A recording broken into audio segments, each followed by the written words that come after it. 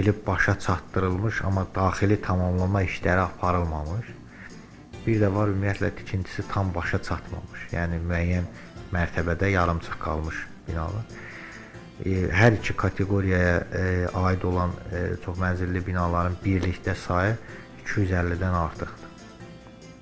Kifayət qədər böyük bir rəqəmdir. Həm şəhərin görüntüsünə xələl gətirən, həm də həmin binalardan mənzil alacaq insanların hüququnu pozan yarımçıq tikililərlə bağlı Nazirlər Kabineti yeni qaydaları təsdiqləyib.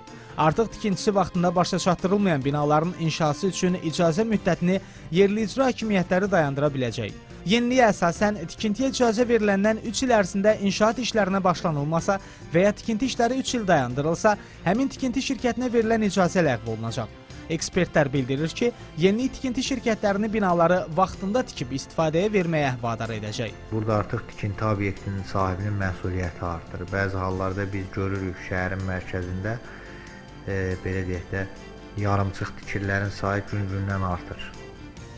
Bura müxtəlif obyektlər aiddir, hətta çox mənzilli binalar da aiddir. Ekspert Ramil Osmanlı bildirir ki, tikintiyə icazənin dayandırılması səlahiyyətinin müvafiq icra hakimiyyət orqanına verilməsi bir tərəfdən də sahibkarlarla dövlət qurum arasında subyektiv problemlərə gətirib çıxara bilər. Buna görə burada şəffaflıq məsələsinə xüsusi diqqət yetirilməlidir.